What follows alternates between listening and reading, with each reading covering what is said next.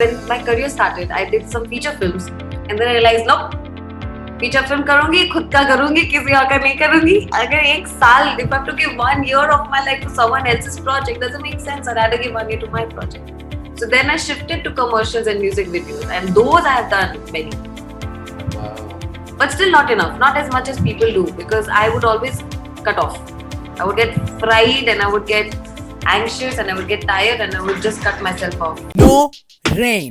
Folks, hello and welcome back to the Naren Agarwal Show. I got a superwoman with me right here. Somebody who believes in going after their dreams. Somebody who's taken a very untraditional path in their life. If you're somebody who's passionate about life and passionate about what you want to do, this podcast is for you. I have with me a filmmaker, an up-and-coming one that you got to really watch out for, a writer-director who currently directs movies in TV commercials and music videos in the Indian film industry.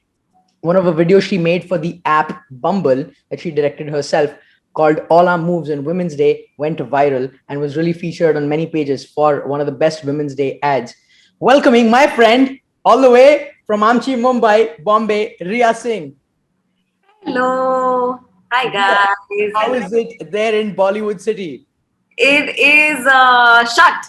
It is quiet and it's not moving anywhere, but it's not bad. That was one heck of an intro, Naren. Thank you so much. Hey, I got to root for you, man. You've been doing some awesome stuff. And if not me, then who? Because I've seen your films. Also, like, I was just telling you, I just realized, like, you make a lot of films, like, on the side, like, as a personal project for NGOs and, like, some cool stuff, films that you've made. And I didn't even realize I starred in one of them. Thank you for having me. In the first ever. Oh, that was the first. That was my first ever when I just picked up a camera and I decided to just go and make something. And then you were a part of it. And that's when, after that film is when my parents were like, you know what, maybe she can do this. Maybe it's not a phase. So you were a part of something very, very, very big, Mr. Naren. You don't even know. Wow, I'm so lucky. Thank you, Ria. Yeah. Ria, I wanna get to the bottom of like your journey and how you started, because for people listening, it may seem like Mumbai director, but I want them to know your story a little bit and where you come from. And you come from a very untraditional, you don't come from a movie background. You're not part of Bombay. You're not from Mumbai. You were a girl with a dream, right? So I really want to cover that story and ask you. So Ria, where did you grow up? Where were you born? And when did you decide you want to get into making films? Such a long story. Oh God. Okay, so Make a long story. That's what this is about. Great. So I'm from Calcutta. Yeah. Many. I'm from Calcutta. I have everything Calcutta in me. I think growing up, my mom died there from UP Bihar, and we didn't have a lot of art and culture in our family. It was quite a middle class setup, and growing up was very middle class. The only art that I know that my family had was my father used to tell me that when my granddad moved to Calcutta first, he used to take attendance for factory workers near our house. And he would go there, and that's his job, just go and take attendance. And behind the paper, he would write poetry, And the other only artist I know is my father, who learned how to paint because of those, painters. Earlier, they used to paint the film ka posters. They wouldn't print it and put it. So after school or after his cricket and everything, he would just stand there and watch the guy paint film posters. Parijat Cinema, which is a little cinema in Havra, uske bahar, and that's how I learned how to paint and sketch. And he's mad. He's so good. So this is the only little influence of art in my family. Other than that, typical middle class. Grew up in a typical middle class family. Now, thanks to my father's hard work, have some amount of privilege in my life. But that's it, really. How I realized I like films is such a silly story.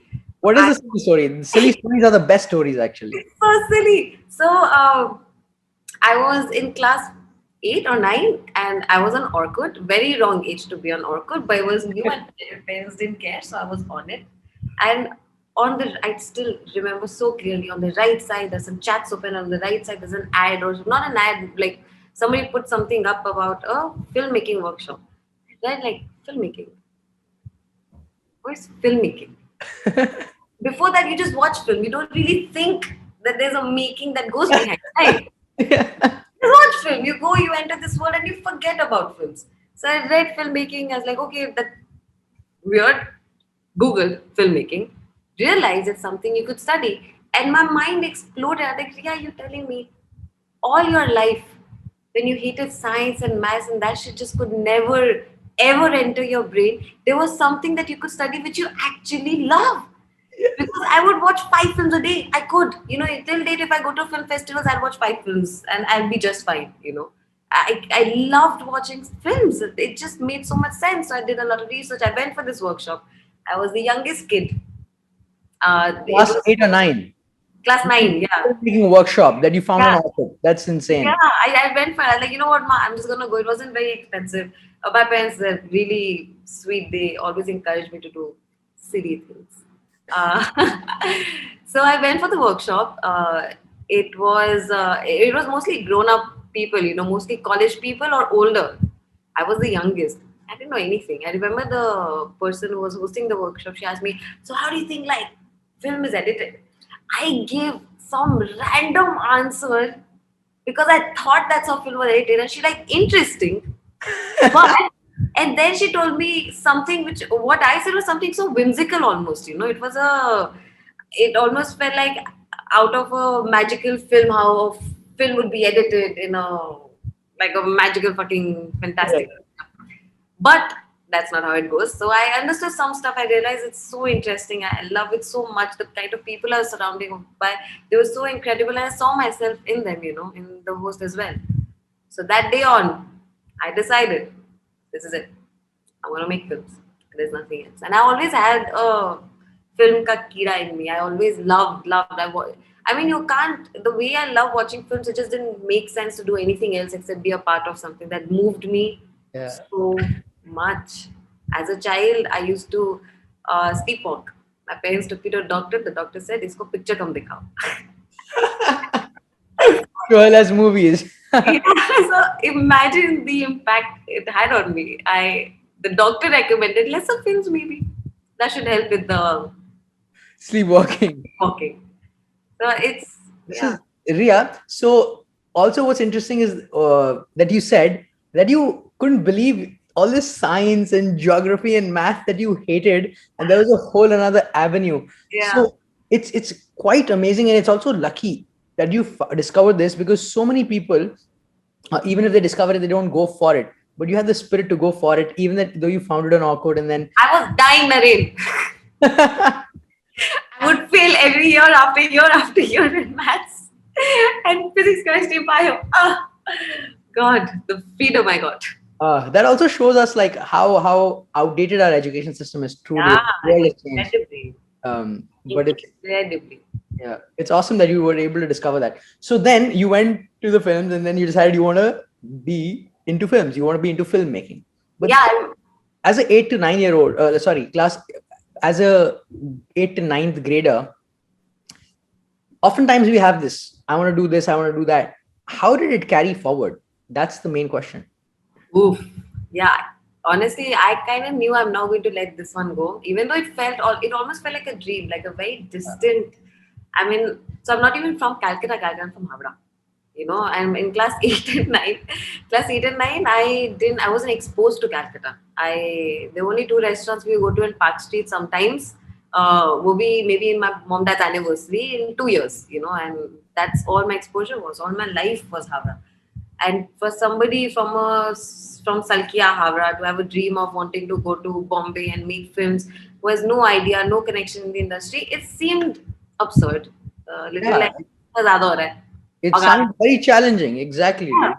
Yeah. And my parents didn't believe it. Because I also wanted to be an astronaut.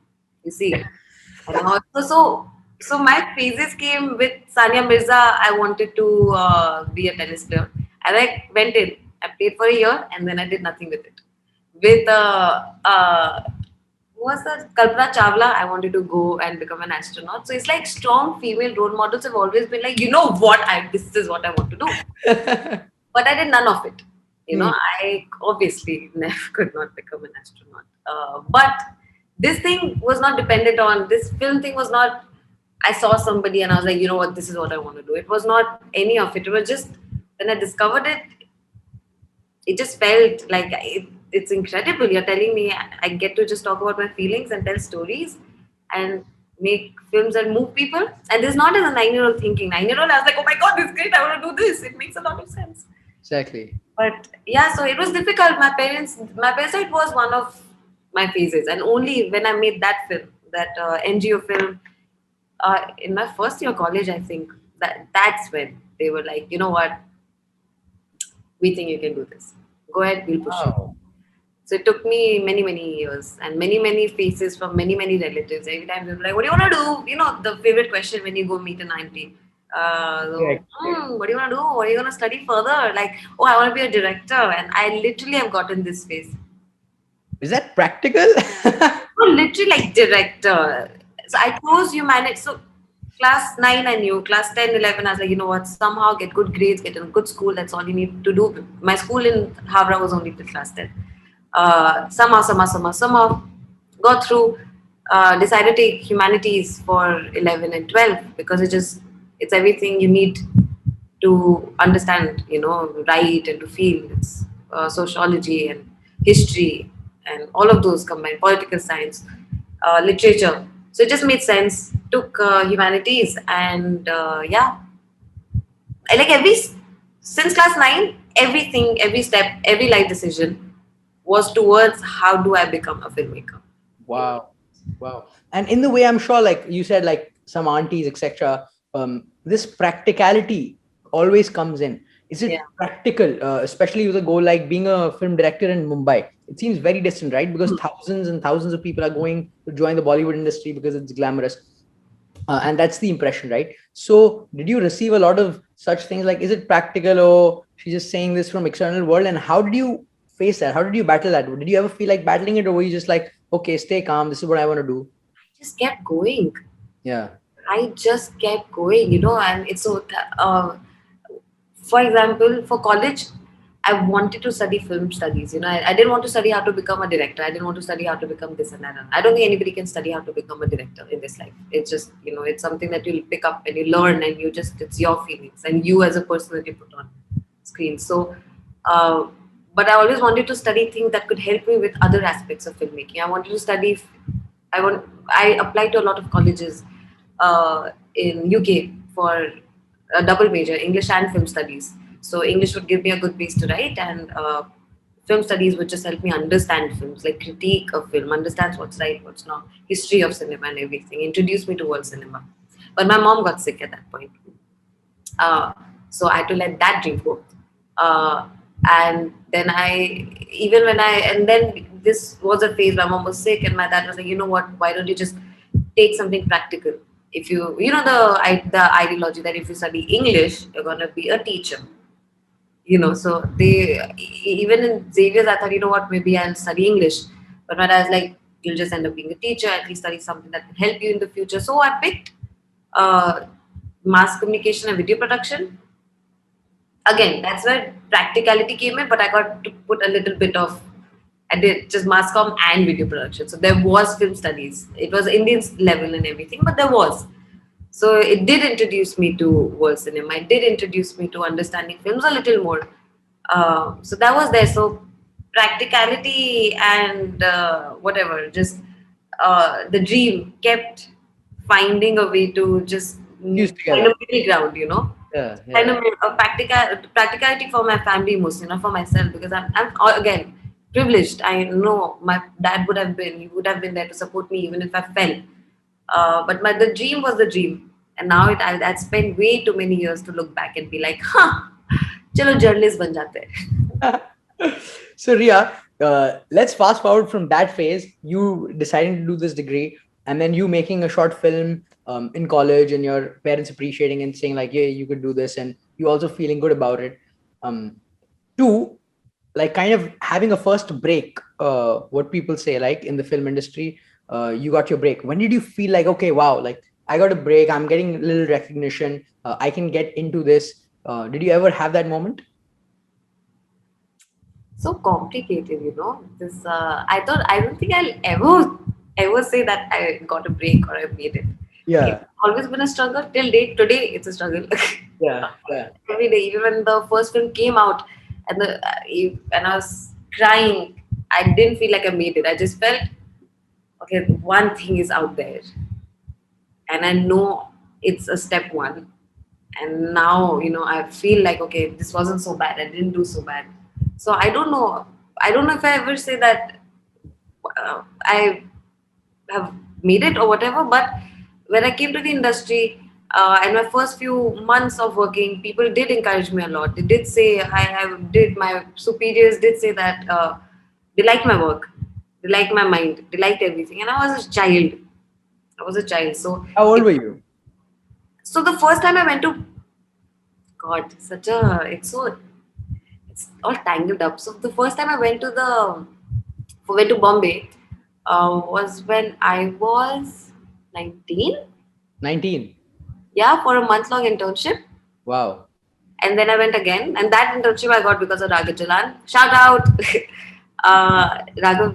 It's so strange, Raghav is not he doesn't know anything about the industry. His sisters doesn't know anything about the industry. But the sister knew somebody who was a producer in Bombay. And I was looking for a month, like we had a summer vacation off, and I was looking for 1 month off. And wanted to just go to Bombay and experience. And he hooked me up to her, she hooked me up to her, and then cut to, I'm in Bombay and I'm an intern. And this is the first time, my first step into the world, and it wasn't bad. They did appreciate me. They appreciated me enough to call me back later. That's how I got my first feature. So that's were nice. It feels good. There's a lot of appreciation for good work and hard work. Uh, Yeah. They say the industry is ruthless and it's very cutthroat, etc. All these things. What did you experience that? Like, Ruthless. It is. It's a city, man. It's a city and the industry. All they cared about is hard work. So it is ruthless, but in the sense that if you're a hardworking person, it will also take you in.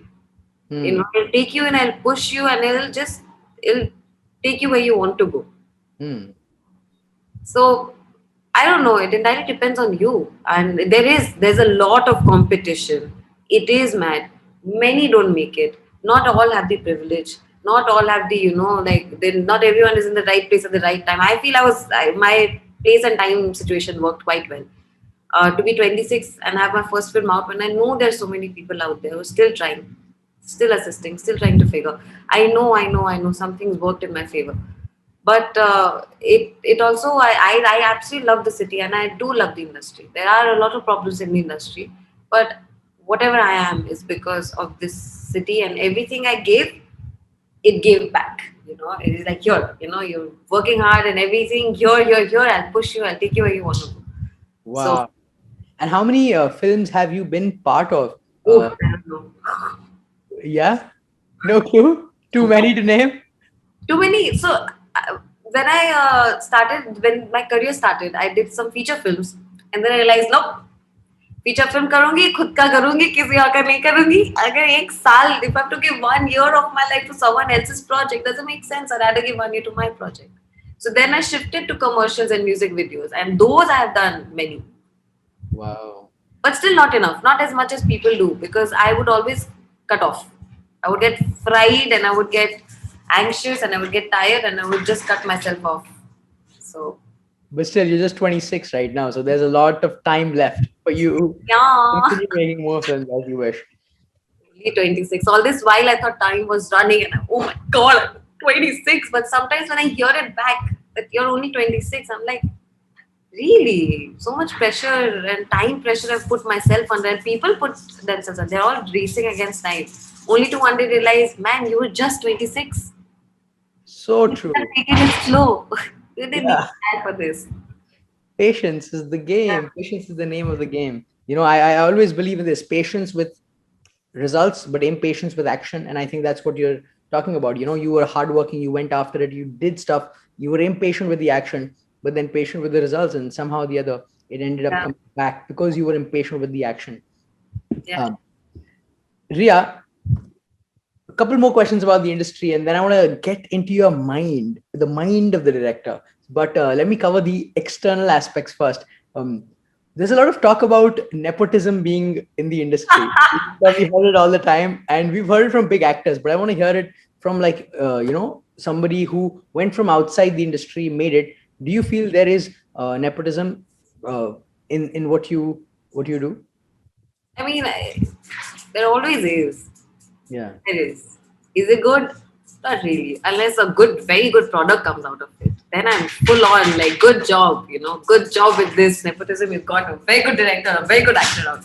yeah, But a lot of time it's not true. It's just it is there. It exists. It's quite sad, because sad because again it's a privileged conversation. I had the privilege. I didn't have anybody in the industry to back me up, but I didn't have the stress that if I don't make money right now, I will not survive, or I don't have to send money back home, which is true for a lot of people. I know some people it's true for. So yeah, it does exist a lot. Is there in every department for sure.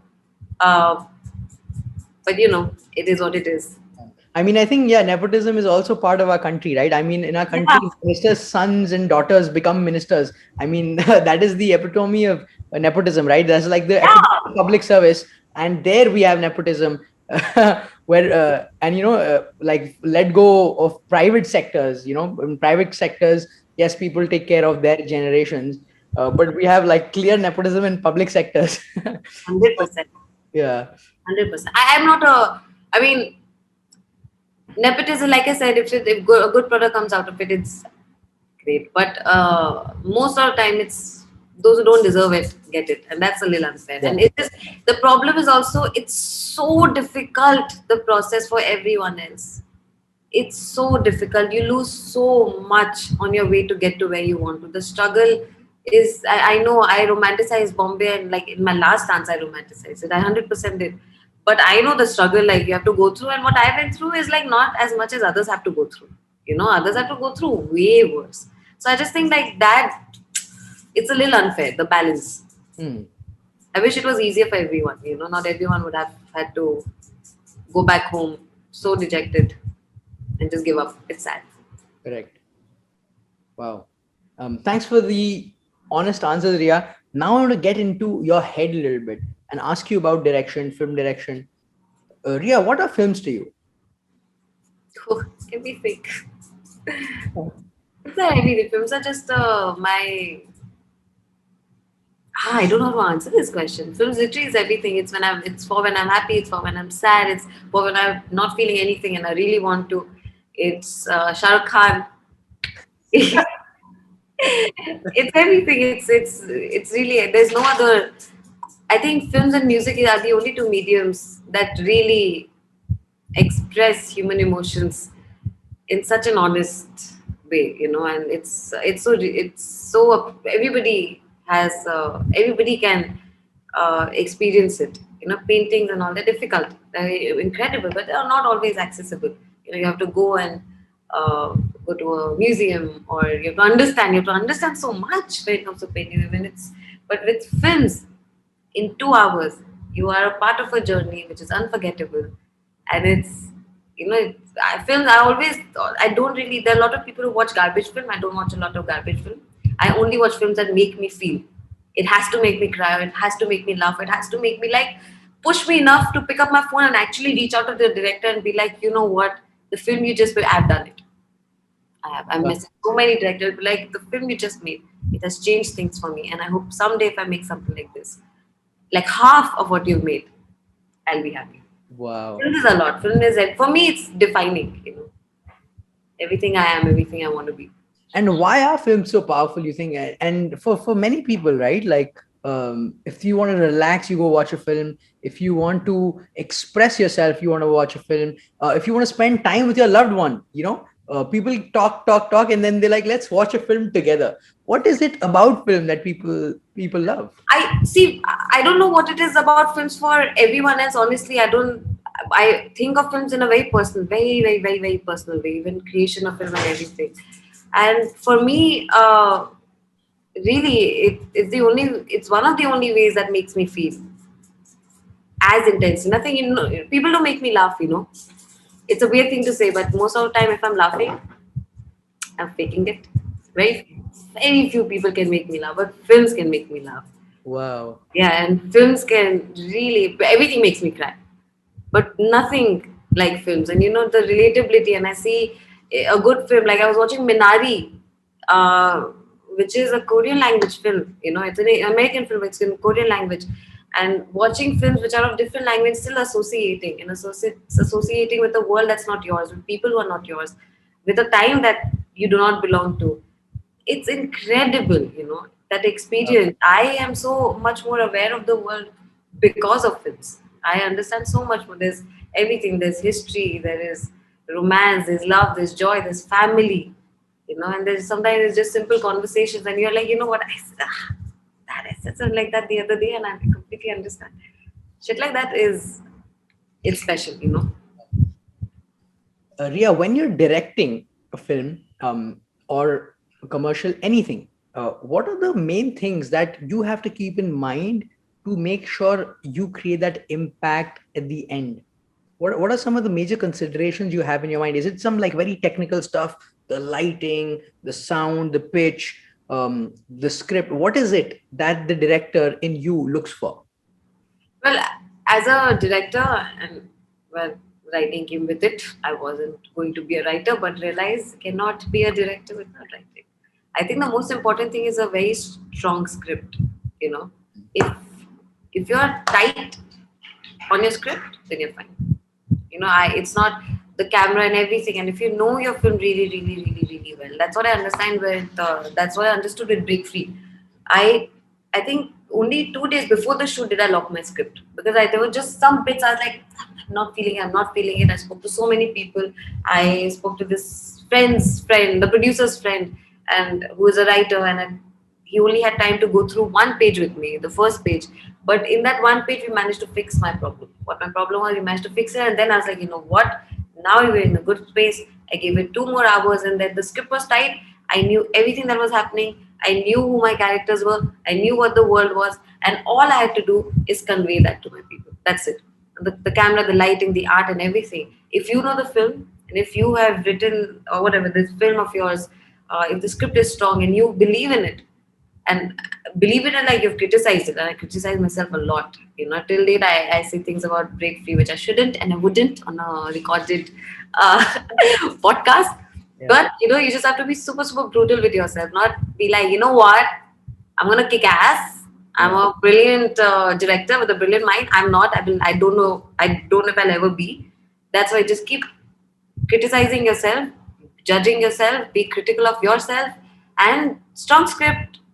Know your characters, and that's it. That's all you have to do. Know your script in and out. Know the world, and that's all you have to do. Everyone else will take care of the rest. You just have to convey and be like, hey guys, this is where we are. This is what the film is. Do you feel it with me? Then let's make it happen. Literally, that's it. Wow. For those of you who don't know, check out Break Free by Chai. When Chai Met Toast, that's a band. And Ria directed a beautiful film for their music video. And it's absolutely beautiful. You must watch it out. So Ria, when you say the script is very important, in essence, that's the story, right? The storyline is very important. The story. So once you have a good story set up, then what becomes the next important thing? Is it the actors who can actually perform it well? Is it the location? What becomes the next most important thing after you have a solid story? It's the team. It's the team. It's the crew. Once you have your team, once you have your story, you're like, okay, this is what I have. Everything looks good on paper.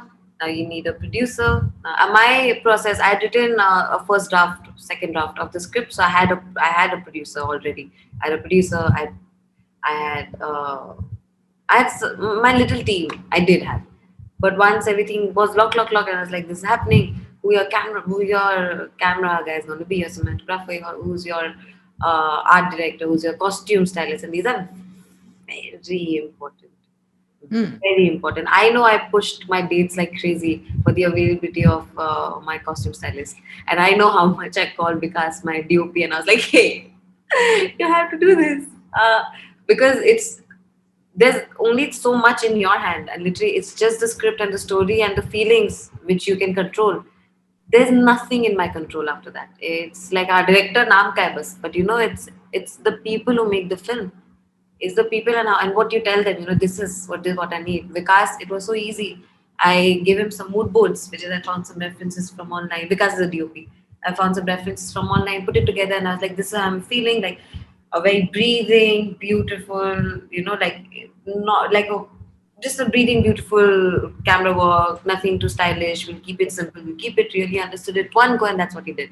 You know, he was breathing and moving and flowing with the characters, which was beautiful. The costume, Dakshi is a genius. She's a two-time national award winner. And I don't know how I got so lucky to have the most incredible crew of Bombay. I pushed my dates around because I knew in Dakshi's availability and her influence and in the film is going to really, really make this film. She understood the character. She understands the characters so well.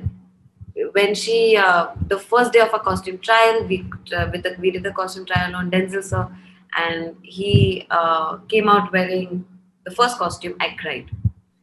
I just had tears because everything I'd written, this character I lived with, but I never saw, was standing right in front of me wearing something in dark. And it's such a smart woman, that person. She chose the right thing for him to wear as the first thing. When I saw it, it was so overwhelming.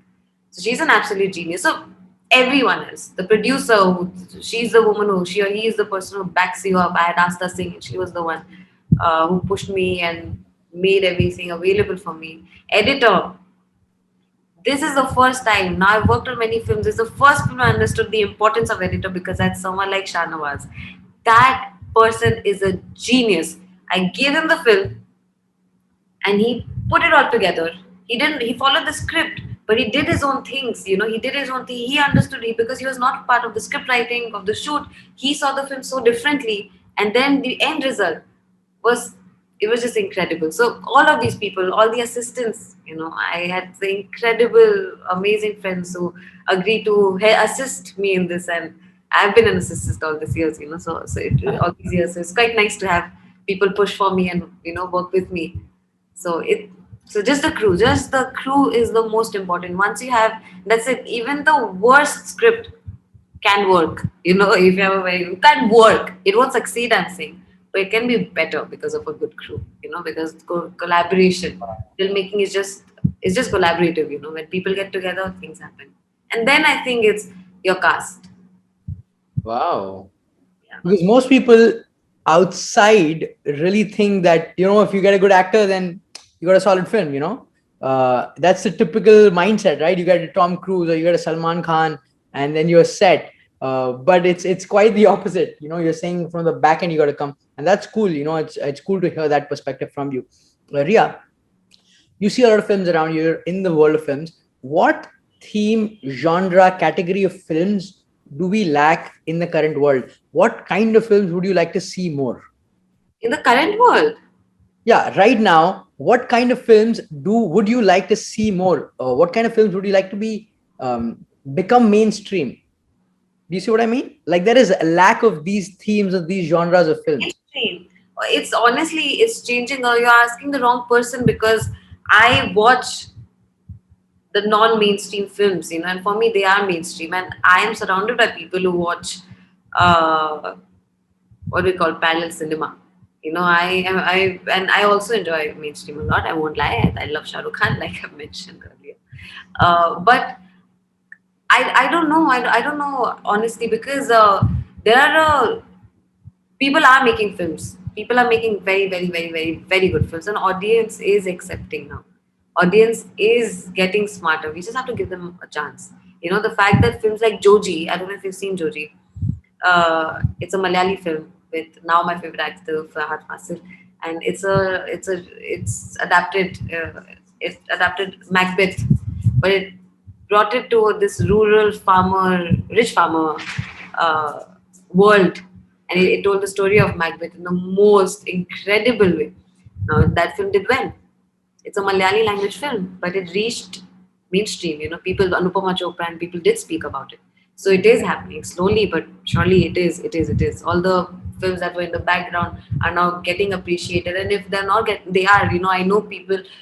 My mother, for example, who grew up watching Bollywood, is now also, she also watches films like Court. You know, she also watches films like Masan. And my father, when I told him that I've recently discovered the magic of Malayali films, he's like, give me a list, I want to watch. So there's intrigue, and people do want to watch good content. And that also, honestly, has a lot to do with our OTT platforms, you know, because now you have the cinema at your home and you have access to whatever you want to watch without honestly going and paying for every film and making the effort. It's easier for people to be like, you know what, let me give a film like Joji a shot. And right there, you know, it changes something inside. And mainstream filmmakers are making films which are starting conversations, you know. So I think it's happening already. I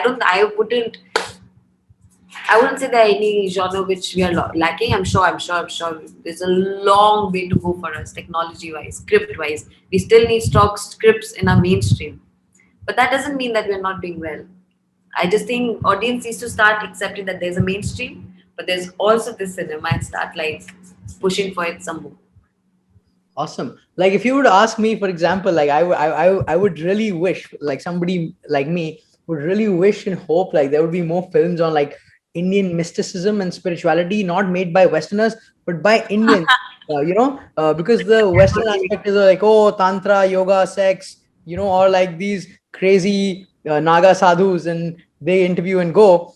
But like if Indians start making films on Indian mysticism, I think that would be so cool. Like all different kinds of mystic I'm sure. cultures. That's so cool.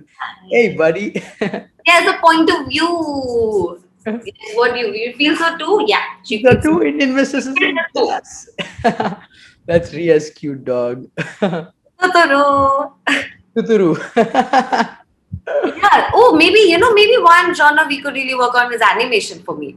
You know, Hmm. now that I thought of Totoro, there's some incredible animation that's going on outside. Again, that's what I mean. Technology is not very strong, but I know younger artists out there who are so incredible in our industry, who had the chance to know and follow their work.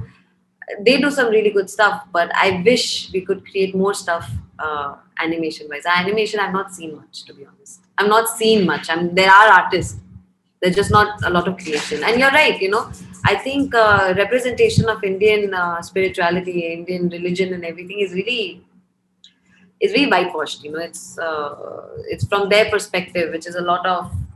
I don't personally like it as well. So yeah, that as well.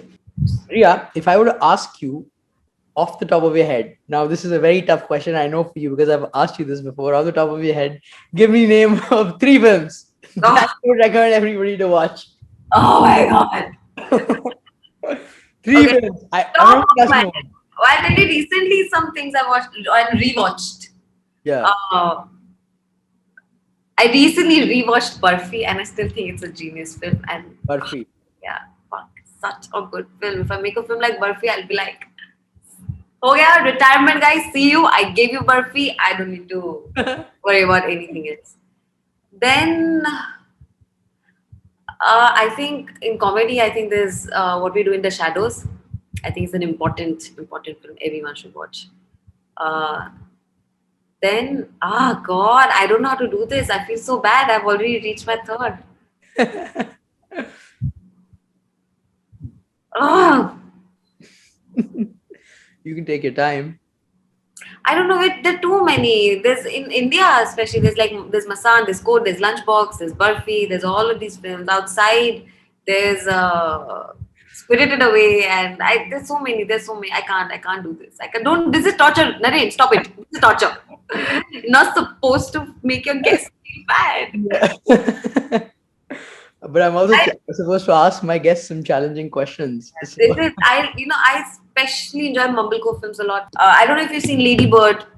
I don't know if you've seen Francesa. All of these films would come under Mumblecore. I love films like I love the Before series. I love films that can very organically just flow through in a conversation. Blows my mind. How the fuck did I sit through a 2 hour film where two people are just talking? You know, and that is a difficult filmmaking. How do you write like that? You know, to write something like that, It's crazy. Writing instances is easy. So writing a conversation that feels true, it blows my mind.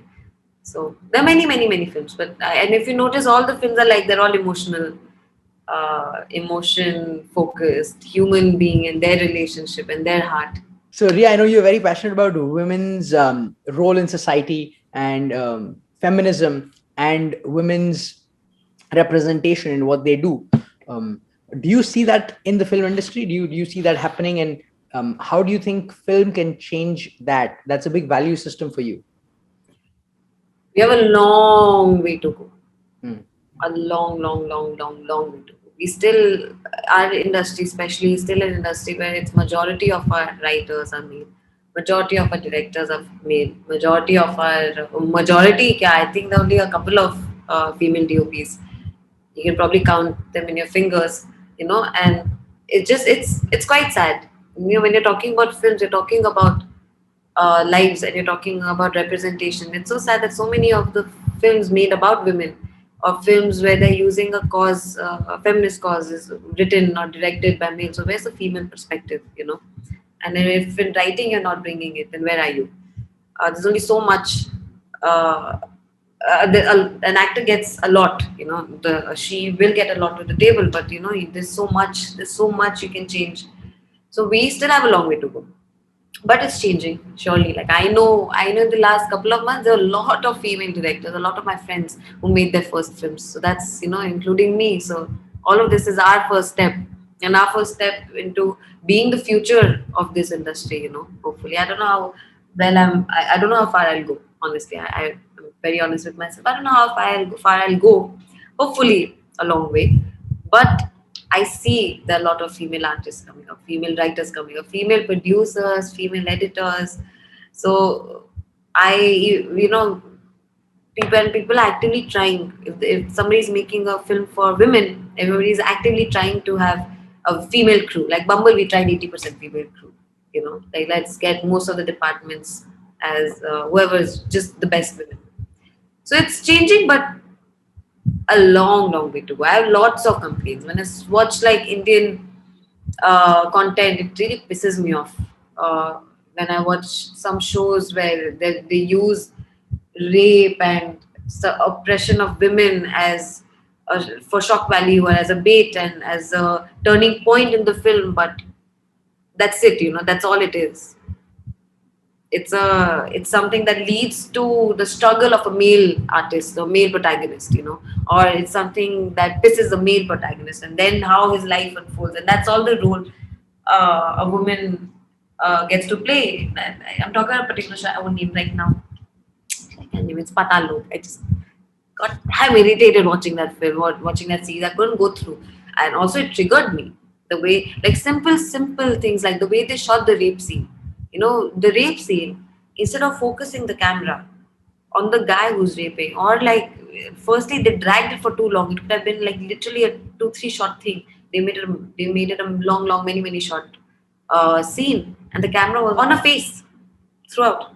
It was on her face while she was screaming, and it's triggered me so much. And it literally led to nothing, that scene. And then I realized the director was male, the writers were male, the DOP was male, everyone was a male, a man.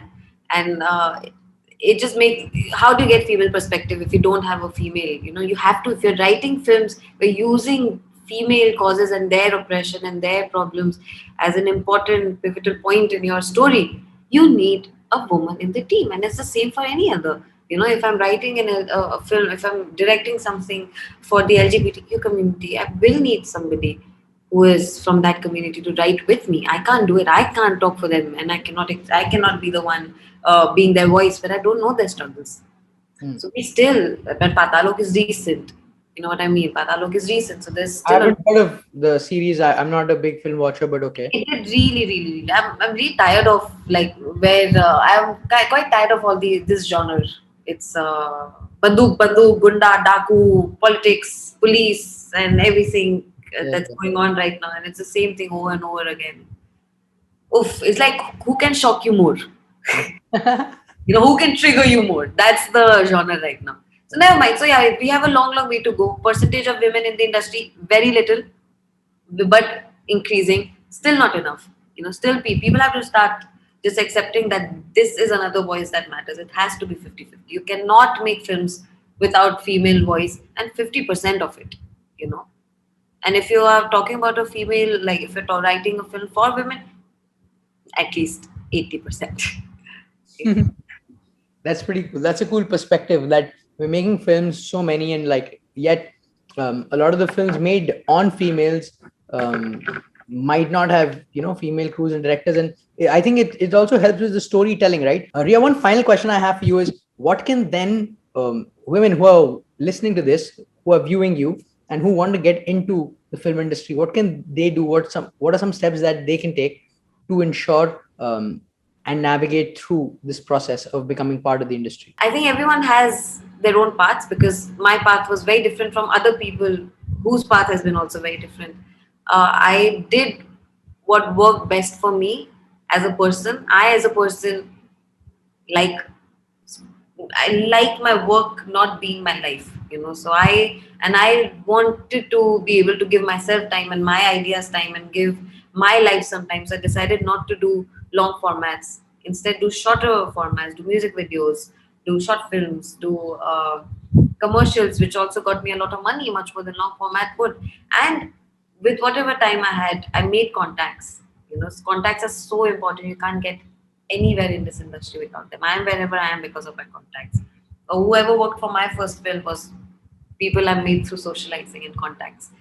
And so make contacts, do what works for you the best. Recognize, okay, you know what, maybe I just want to do long formats, or maybe I want to do music videos, maybe I want to do documentaries.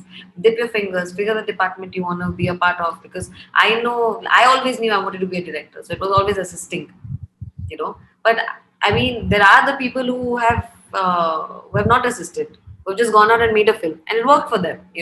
As a person, I lacked confidence, so I decided it'd be better if I work under people, understand everything in the background first, and then I can just, when I'm ready, when I feel more confident, I can do it. So it's a lot of things you have to consider. It really is. It's going to be a journey that you'll discover. I discovered on my own. I was thrown a lot of opinions, suggestions, advice, all appreciated. But none of them worked for me. What worked for me eventually was what I felt comfortable doing, and got myself here. So it's Oh, wow. quite simple. There's power to that answer because the biggest takeaway is you do you. You do what's right for you. Don't go after these big banners and what other people say. As long as it works for you, it's best for you, and that's the path to choose. Like honestly, if you want to be a part of this industry, all you need is hard work, passion, patience, a fight inside you to be in this big city, and a good social skill.